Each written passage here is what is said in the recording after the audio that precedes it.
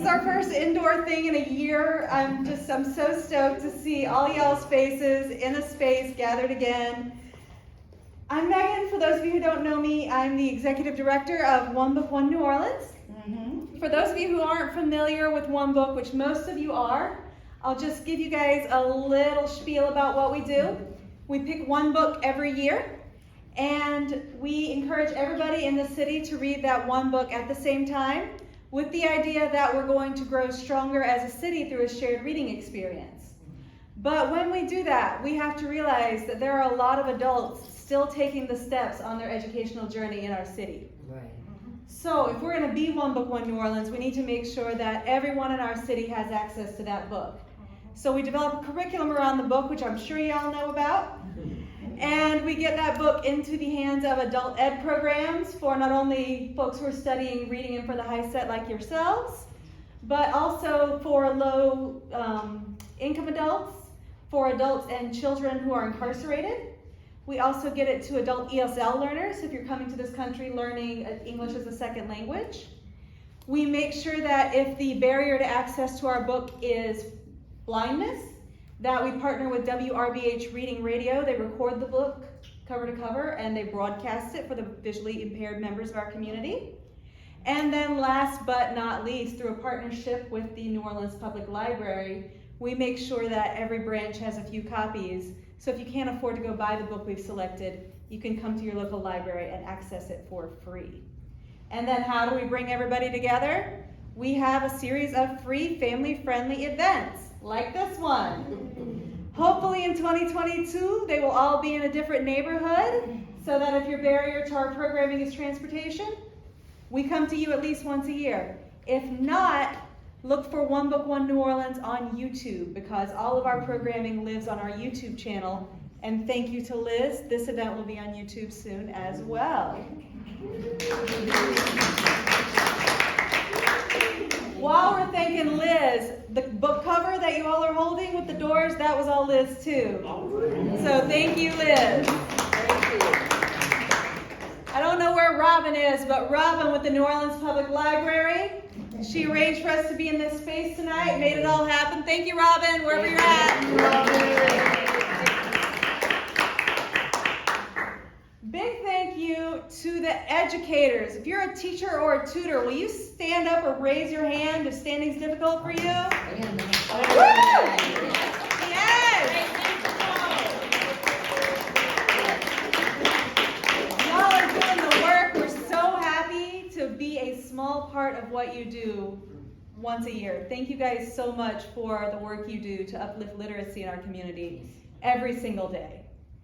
And last but not least, where would we be tonight? We'd be nowhere without the writers who contributed pieces to this book. Yeah.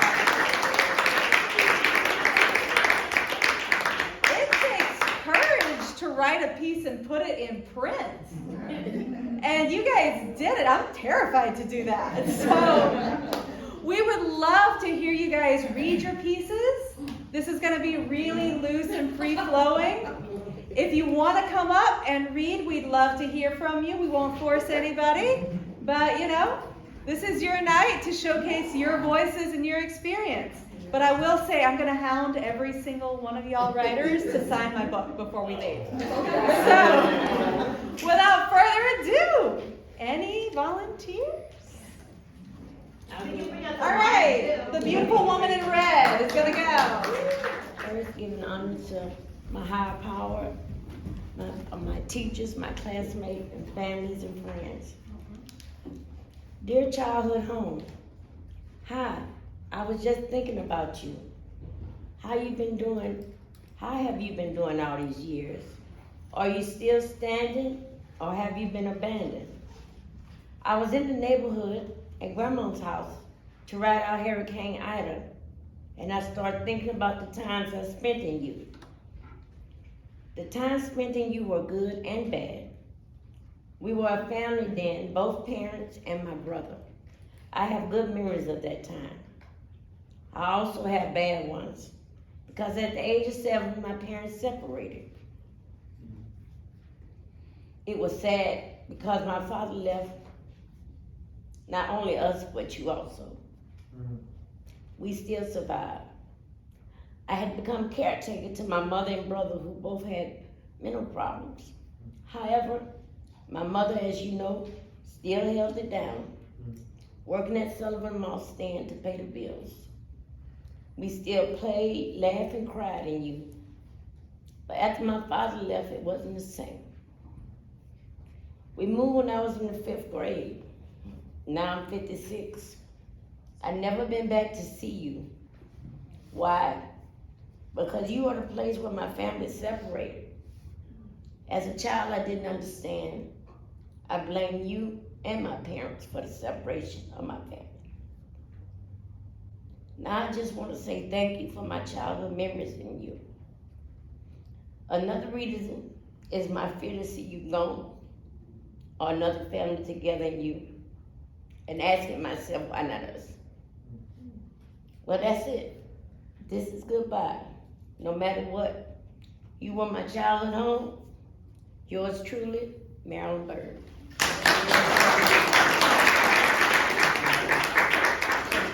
That gave me a chance to come here tonight, and for my teacher who's sitting right by me, and other teachers here. I was just shocked that they called me for this. So I have a small essay and everything, and I just wanted to. I am so grateful for being here. Yes. I'm so grateful. So this is mine. My name is Willis Dean Cockerham, and growing up in my hometown was a joy. Neighborhood was peaceful, and everyone they cared about each other. During that time, we was poor. We borrowed from each other. We went to church together. Also, the same school. We did a lot. We didn't have a lot of money, but we had a lot of love. Some of my friends went to college. Some dropped out of school. Other school, our school teacher was a nice people. They try and help everybody. When I visit my hometown, I see a lot of my classmates. I have so many memories up in my hometown. Magnolia, Mississippi is my hometown. I love going back home. It reminds me of the very special time in my life, good and bad. But most people has gone away to other states, but my hometown is one of the places that I love and I would never forget.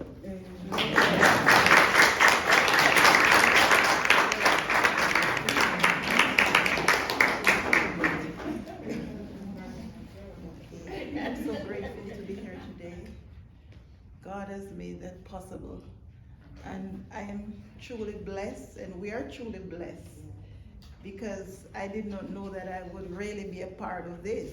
You know, for me, this is something really big, and I just want to say thank you to who has made this possible. Thank you very much.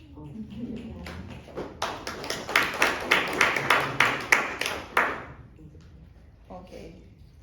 Dear Pink House, I am happy to write to you about the good times we spent together. You're my first home I ever known and loved. I am grateful to have you being a part of my life. Every corner of you brings back memory that is so dear to me. You build me, shape and completes me. You are my best friend.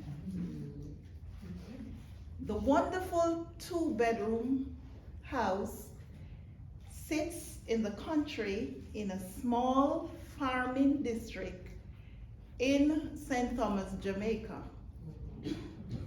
You gave us protection when we were afraid. You sheltered us from the sun and the rain. You had 3 windows that we would love to get a peep on who was passing on the road. Your roof was all metal. I enjoyed the sound of raindrops up above me. when it was raining, you made me want to sleep. I remember the board floors that we had to kneel down to polish with wax polish and shine with the coconut brush. They were so shiny. We could see our faces in them. You also had a cellar where we played hide and seek. We would sneak out of the house sometimes to enjoy the moonlight or go for a walk. Moving out of the house that I grew up in was easily one of the most heart-wrenching things that I've ever had to go through. Unfortunately, it is something most people have to do at some point in their lives. You shaped my life and prepared me for something new. Thanks. Thank you.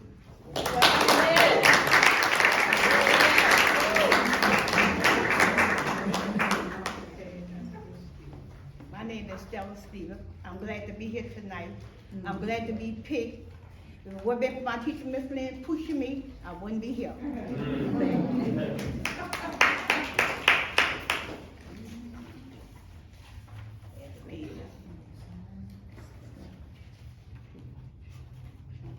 Growing up in the south of South White Street, when my father came home from work, he always picked me up. I remember Canal Street, the buses, walking place with friends, and went to the movie across the Dutton Canal on the other side of North Galvez. We stayed at the few years. When I was 14, we moved to Chip Highway in the Goose Dahlia Project, Department of New Orleans. Hurricane Bessie destroyed our neighborhood school, George Washington Carver, on Higgins and Louisa Street. But my mother worked so hard for her family, she always made a way for her 8 children.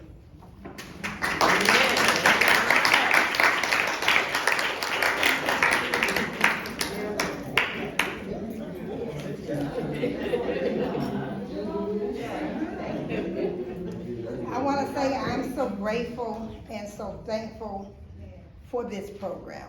Yes. And for God to give us another opportunity to be able to success in our life. Yes, Lord. And I'm just so grateful for it. And I remember a lady was almost 100 years old on the news talk about before she died, she wanted to get her high school diploma. And I said to myself, that's it. That's it. And when I found this school, I am so grateful. I want to be so grateful for Sister Benita, for Sister Mary, for Sister Marcia, for Sister Janet, I'm sorry, Miss Janet, and then, and for Mac. I want to thank you so much. My teachers. I want to thank Sister Mary for when I shared with her. She said it doesn't make a difference. Share your story anyway. Right. So the name of my story is Dear House of Love. When I was growing up, my childhood home was very dark and no love. Happiness. I saw a family in my neighborhood that was so happy. I never saw anything like that. A lady in my neighborhood used to watch my family and took me under her wings. I was showed love. The more I grew up, the more I became angry. So I took matters in my own hand. And what I thought was love was not. So I got pregnant young, and before I was 16, I had 2 babies. Now came the best part of my life. I got in a program called Young Mothers, which showed me how to overcome hate and become a loving person. That helped me to get a job and helped me to get an apartment too. This apartment became to be the house of love. My children and I slept well at night. We had good, healthy food to eat. We can see the joy, I could see the joy in their face. I felt relief, no stress. I learned what a happy life is like. With love, sincere, and happiness. Marilyn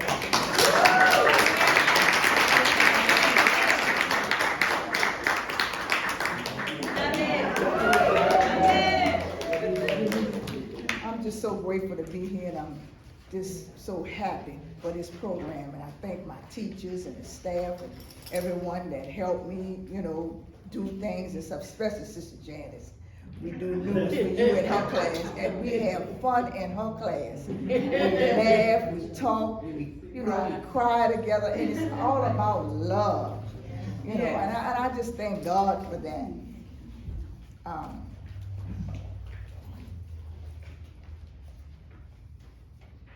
Dear house that I grew up in, there was nothing fancy about you. You were a little old gray house, shotgun house, living room, bedroom, kitchen, and bath. You were on St. Anne Street, a dead-end street right by Claymont. We had just moved into you. For as for me, I didn't like you. I was young, but I had no say in the matter. So we lived next door to a lady named Miss Octavia Davis. She had 5 sons who were very well-mannered. She lived in a double house. She stayed on one side, and her mother and dad stayed on the other side. I got to know them very well. Once I got to know the kids on the block, we played together. We played hopscotch, jump rope, 1, 2, 3, red light, dodgeball, cool can, marbles, and clam trees. But sometimes when school was out, some of the kids wanted to fight. I don't know why, but they did. This was how it was before they built the bridges. There were trees on the neutral grounds. And during carnival time, St. Anne and Claiborne Street was the action spot to be. You could park your cars and trucks on neutral ground, bring food, drinks, and just eat and drink and enjoy the view. As I got older, I wanted to get my own house, but my mother took sick and I had to take care of her.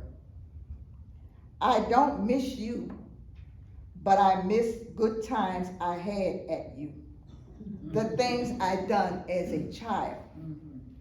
Sometimes when I ride in a car, I tell people, that's the house where I grew up in.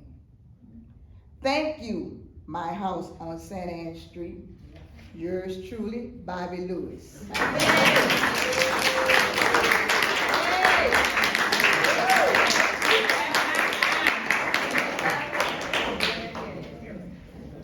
How y'all doing? My name is Aaron Gaines. It's a pleasure to be here and to be a part of this. Big shout out to my teacher, Ms. Lynn. Don't be shy. Mine is called Dear Childhood Home. Although much time is passed, I will never forget the roots of the house that molded my path with your blueberry paint and seeing the 30 cars often stop in the middle of my street. Oh, I remember my house was in the middle of a ditch. So we would have occasionally flooding on really bad days. We would use a plastic swimming pool as a boat. And it happens in New Orleans.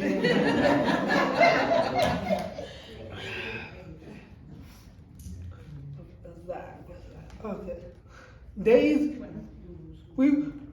Let's start. Days we will use a plastic swimming pool as a boat to reach the five steps to the front door. Although times have passed, I will never forget the first place I called home.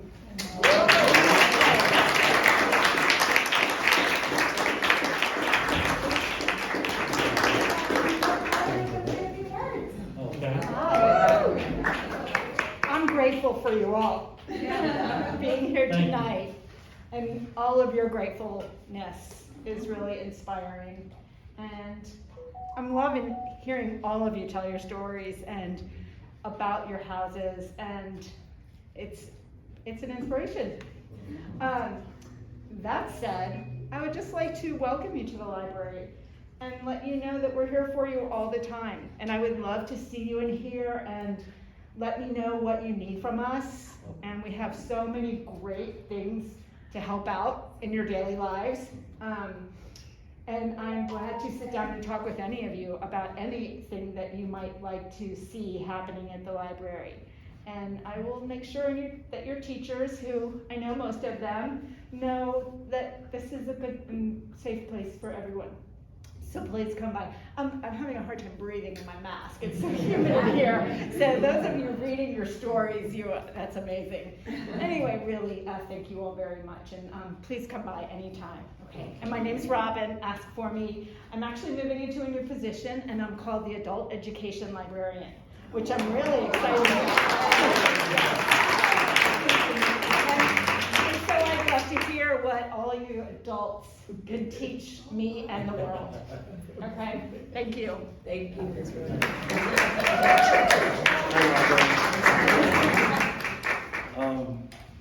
Growing up in my household was very exciting. We will tell jokes to each other and play pranks on each other and have a good time. I can remember my childhood household. Whoever went to sleep first got wet with a big bucket of water. Those were the days. Didn't have to worry about anything but having fun. Those were the best days of my life, having fun with my family.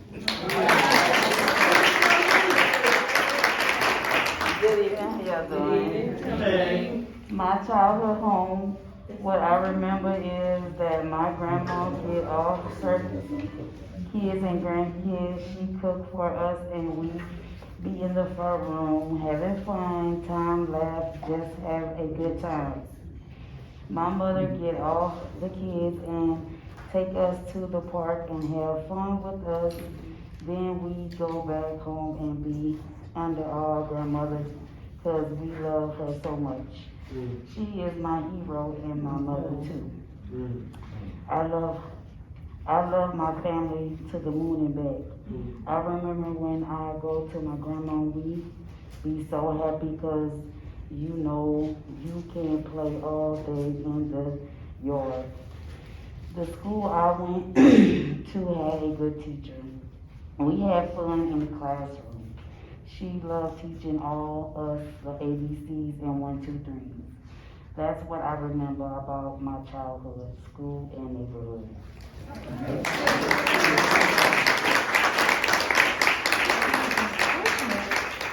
Unfortunate chore of closing this out when I'm about to cry. So, my goodness, I'm gonna try and be cool right now.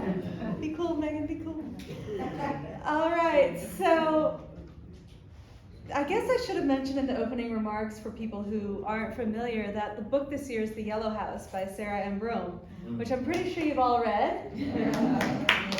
And there is that one little line in part 3, chapter 10, when she writes letters to her childhood home.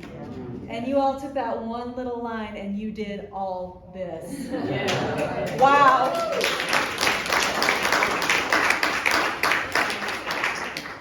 Wow. Thank you so much for sharing your stories. Thank you for being brave enough to take the next step on your educational journey. I tell everybody this. My mom has a GED, and my sister and I have a PhD in a law degree. So, like, I know for a fact that what y'all are doing with your educational programs is going to make a difference not just in your life, but in your children's lives and your children's children's lives. So, thank you guys so much for being here. You are why we do what we do. You're the power of community coming together around a shared reading experience year after year. We cannot wait to see you in 2022. We'll be announcing the next book on December 15th, so keep your eyes open. And thank you all for all the love you showed each other tonight. And thank you all for all the love you show One Book, One New Orleans year after year. I'll see you in 2022.